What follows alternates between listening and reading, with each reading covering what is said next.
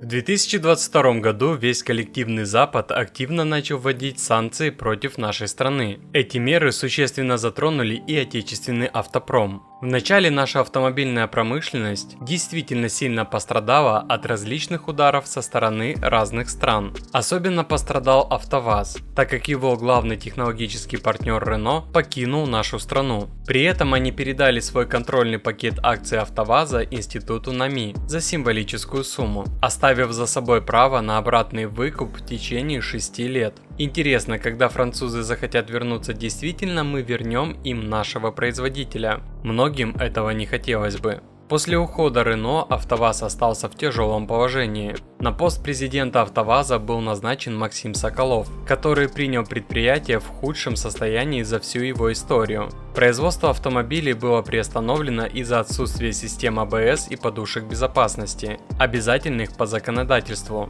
Однако Минпромторг разрешил отечественным производителям выпускать автомобили без этих систем, чтобы предотвратить полный крах отрасли. Тем временем со стороны других стран продолжали поступать санкции против России. В нашей стране уже многие годы большой популярностью пользуются поддержанные японские автомобили. Летом 2022 года японская валюта ослабла по отношению к рублю, что сделало покупку японских автомобилей снова выгодной. Владивостокский порт не справлялся с наплывом автомобилей, и компании, занимающиеся их импортом, не успевали обрабатывать заказы из-за нехватки рабочей силы. Наши сограждане покупали недорогие и качественные автомобили, а японцы получали валюту за свои подержанные машины. Но в 2022 году японцы запретили экспорт предметов роскоши в нашу страну, включая автомобили стоимостью более 50 тысяч евро. Этот запрет не сильно повлиял на рынок, так как в основном завозились более дешевые автомобили.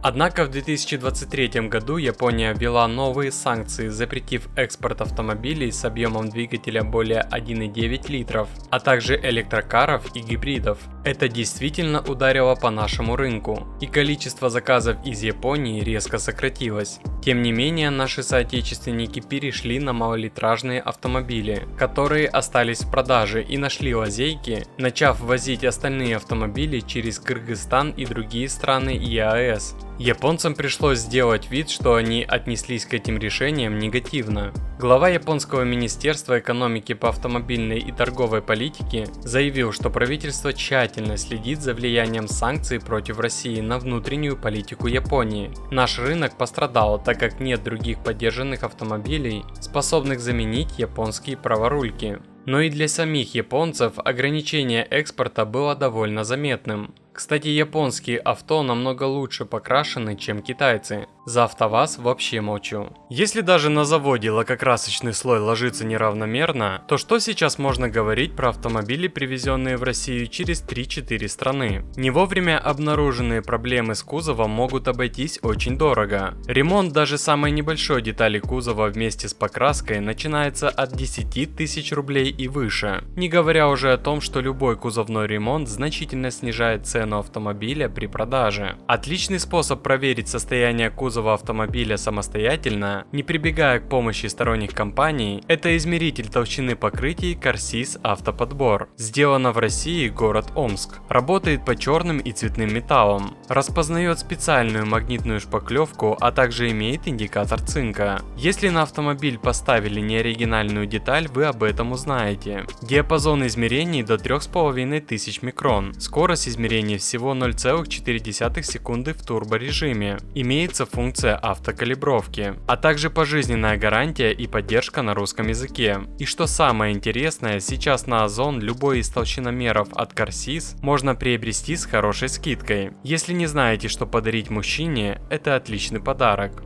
Некоторые СМИ утверждают, что от введенных санкций пострадали сами японцы больше, чем мы. Темпы роста продаж поддержанных автомобилей в Японии обвалились, поскольку наша страна была главным импортером этих машин. В 2022 году в Россию было ввезено 213,5 тысяч поддержанных автомобилей из Японии, что на 32% больше, чем в 2021 году. В 2023 году было ввезено 212 тысяч автомобилей, но влияние оказали утилизационный сбор и санкции. Наша страна долгие годы была одним из главных рынков для экспорта японских подержанных автомобилей. Они полюбились нам за свою надежность и низкую стоимость обслуживания. Но японцам пришлось повернуться к нам спиной, ударив по нашему рынку и нанести себе большой урон. По оценкам, бизнес по продаже подержанных автомобилей в Японии сократился на 70% и значительно выросло количество непроданных моделей.